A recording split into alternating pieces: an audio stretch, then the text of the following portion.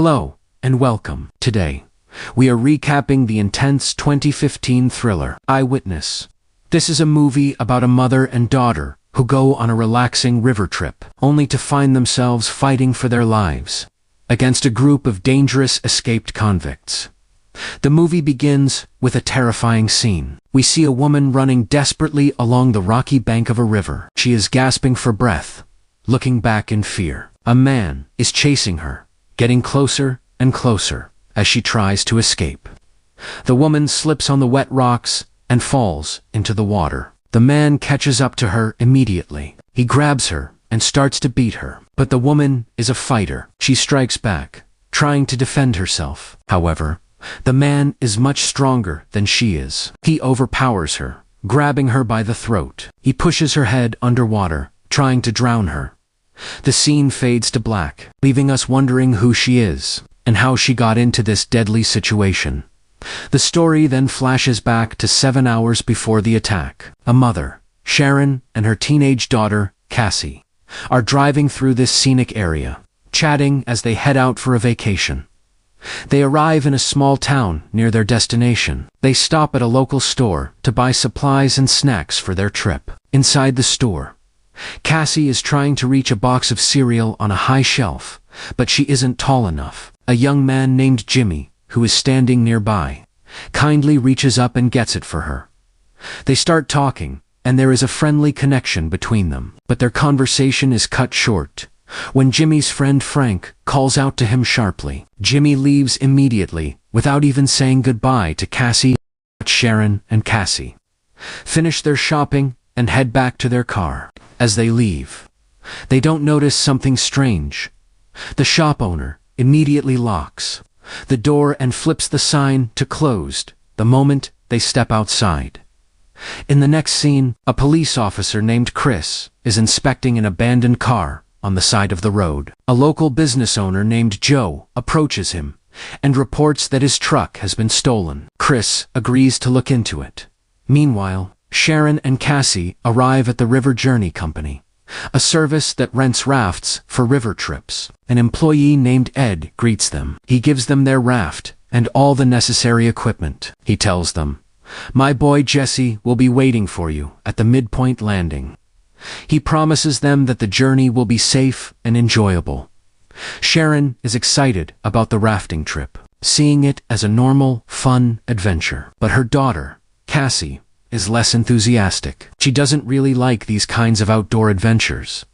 Back in town, Officer Chris goes to see the police chief, Sheriff Decker. Chris explains that the abandoned car he found has license plates from Mariposa County. He reminds the sheriff that a few days ago, 3 dangerous convicts escaped from a prison in Mariposa County. Chris suspects that these escaped prisoners might have come to their town. Sheriff Decker and his team go to inspect the car Chris found. They examine it closely. No one knows who the owner is, but they find a spot of blood and a fingerprint on the vehicle. When they open the trunk, they find prison uniforms inside. Chris looks at the sheriff and says, "I think we got a problem." Just then, Sheriff Decker's phone rings. It is a call from a local health clinic. The staff member tells him that his daughter is at the clinic and is being treated for injuries. Back on the river, Sharon and Cassie are rafting downstream. Suddenly, Cassie's bag falls into the water. Cassie jumps out of the raft to retrieve it. They pull the raft to the riverbank. Sharon tries to use her phone to call the bag, hoping to find it by the ringtone.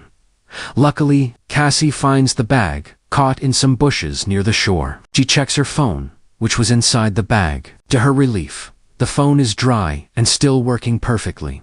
Meanwhile, Sheriff Decker arrives at the clinic to see his daughter. He finds her recovering. He tells her that he heard she saved a group of children from a fire. He praises her for her bravery.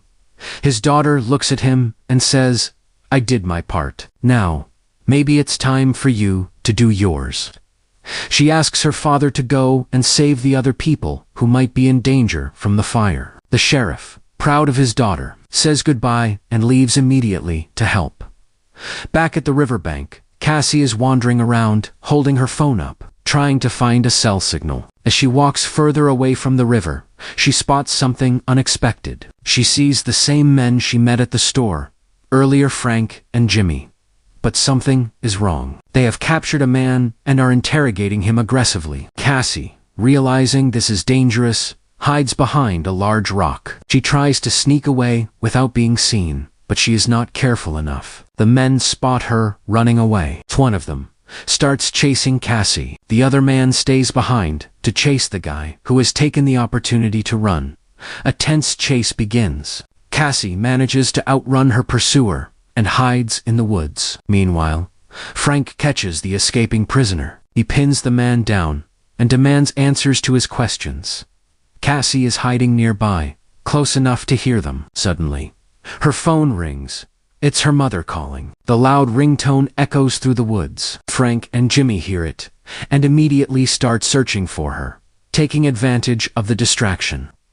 The prisoner breaks free again. He runs to the edge of a cliff and jumps off, hoping to escape into the river below. But the jump goes wrong. He lands badly and is critically injured. Cassie finds the dying man. She tries to help him, but it is too late. With his last breath, he whispers a few words to her and then dies.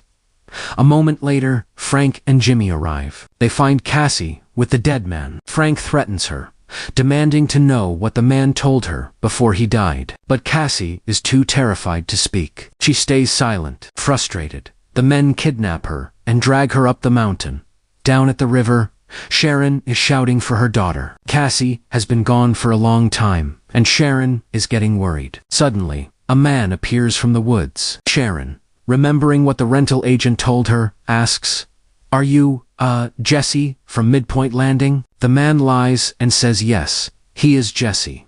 He tells Sharon that he can help her find her daughter. He leads Sharon away from the river and up a mountain path. As they walk, Sharon starts to get a bad feeling. She doesn't trust this man. Secretly, she picks up a heavy rock from the ground and wraps it in her handkerchief, hiding it in her pocket as a weapon. They finally reach a clearing, and Sharon sees her daughter. But the situation is not what she expected. The man who led her there is actually working with the kidnappers. Sharon is captured and reunited with Cassie, but now they are both prisoners. Frank threatens Sharon, using her to force Cassie to talk.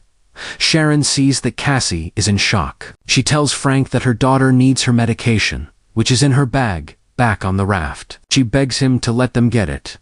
Frank agrees. He orders his partner, Cole, the man who pretended to be Jesse, to go to the raft and get the bag. He tells Jimmy, "Go to the truck. Get those snacks we got from the general store." Jimmy goes to their truck, but when he gets close, he sees police officers inspecting it. He panics and runs back to warn the others. At the same time, a forest fire has started nearby. Adding to the chaos, Cole returns with the bag from the raft. Jimmy returns and warns Frank about the police. Sharon takes the medicine from the bag and gives it to Cassie. Just then, a helicopter flies overhead. It is looking for the fire. To hide their true identity, Frank forces everyone to act like a normal family on a hiking trip. He puts his arm around Sharon. The helicopter pilot is fooled. He uses a loudspeaker to warn them about the fire danger and tells them to evacuate the area, then flies away. Once the helicopter is gone, Frank turns back to Sharon. He demands to know where the stolen money is hidden. He tells Sharon that the dying man told Cassie the location. He promises that if they tell him where the money is, he will let them go. Sharon calms Cassie down and asks her to reveal the location. Cassie whispers it to her mother. Sharon tells Frank that the money is hidden at an old sawmill a few miles away. Sharon expects Frank to release them, as promised, but Frank breaks his word. He forces Sharon and Cassie to come with them. They all head back to the river to use the raft. When they get back to the raft, they find another person there. It is Ed, the employee from the rafting company. He has come to check on them. He sees Cassie lying on the raft, looking weak and sick. He asks if she can handle the rough waves ahead. Ed realizes something is wrong. He reaches for his phone to call for help. Sharon tries to stop him with her eyes, warning him of the danger, but Ed doesn't understand. As he pulls out his phone, Frank shoots him. Ed falls dead, and Frankman covers his body with the raft. The group gets onto the raft and starts paddling down the river. When they reach a landing point near the sawmill, Frank makes a plan. He leaves Jimmy behind to guard the raft and Cassie. He takes Sharon and Cole with him to the old sawmill to get the money. Meanwhile, the police arrive at the rafting rental shop. They question the employee there. He reports that a raft, 2 passengers, Sharon and Cassie, and 2 of his employees, Jesse and Ed, are all missing at the sawmill. Frank tells Cole to tie Sharon up and leave her somewhere, while he goes inside to check for the money. Cole ties Sharon's hands and leaves her, but Sharon is resourceful. As soon as he is gone, she manages to untie the ropes and runs away. Frank finds the bag of stolen money, millions of dollars, inside the sawmill. He grabs it and prepares to head back to the river. When Cole tells him that Sharon has escaped, he orders Cole to catch her. Cole chases Sharon through the woods. He catches her near a stream. He catches her and starts to beat her. He drags her into the water and tries to drown her. This is the scene we saw at the very beginning of the movie. But Sharon remembers the rock she hid in her handkerchief. As Cole holds her underwater, she pulls out the rock and smashes it into his head. Cole is knocked unconscious. Sharon takes his knife and runs back to the river. She reaches the raft, where Jimmy is guarding Cassie. She tries to convince Jimmy to switch sides, telling him that Frank will betray him. Meanwhile, Frank wakes Cole up. They return to the river and find Sharon and Jimmy talking. Frank asks Jimmy, "Where are you going?" Jimmy tells Frank that he doesn't want to die with them. Frank tries to manipulate him. He says, "We need them. What are the cops looking for?" Jimmy, 3 men. Right. 3 escaped convicts. He implies that having the women with them is their disguise. But Jimmy doesn't believe him anymore. He refuses to join them. Frank ruthlessly shoots Jimmy, killing him. Frank then forces Sharon and Cassie to take off their life vests so they can't escape into the water. He forces them back onto the raft. Back at the police station, the sheriff is discussing the forest fire with a civilian planner. Suddenly, a call comes in. It is Matt, the manager of the River Journey Company. He tells the sheriff that 2 men came asking something to his employee, Jesse, and now Jesse is missing. The sheriff asks for a description. Matt says one man was in his 30s and the other in his 20s, and they were driving a silver pickup truck. The sheriff realizes these are the escaped convicts. On the river, the raft is hitting rough rapids. The water is fast and dangerous. In the chaos, Cassie grabs the bag of money and throws it into the river. Cole, furious, hits Cassie. But Sharon, seeing her daughter hurt, grabs a paddle and hits Cole hard, knocking him out of the raft and into the raging water. She then hits Frank with the paddle, knocking him into the water as well. Frank frantically swims after the bag of money, floating downstream. Cole tries to climb back onto the raft. As he pulls himself up, Cassie uses the knife and stabs him. Cole falls back into the water and is swept away. Sharon and Cassie are alone on the raft, but the rapids are too strong. The raft flips over, throwing them into the river. They manage to swim to the shore and climb up to a nearby road. They see a police car parked on the road. Relieved, they run to the officer and ask for help. The officer calls the sheriff to report that he has found them. He leaves his radio in the car and steps out to help them. Suddenly, a gunshot rings out. The officer falls to the ground and dying but not dead yet. Frank has survived the river. He steps onto the road, wet and furious, holding a gun. He walks up to Sharon and shoots her. Sharon falls. Cassie, seeing her mother shot, screams in horror. She is trapped in the police car. She freezes, terrified, waiting to die. Frank raises his gun to shoot Cassie, but Sharon is not dead yet. With her last bit of strength, she grabs the police officer's gun, lying on the ground. She aims and shoots Frank in the leg. Frank falls. He tries to reach for his gun to shoot back, but Sharon fires again, this time killing him.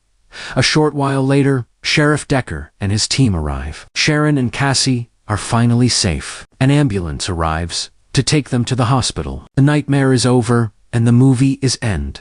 Thank you for watching this recap. We will continue to bring you amazing stories like this.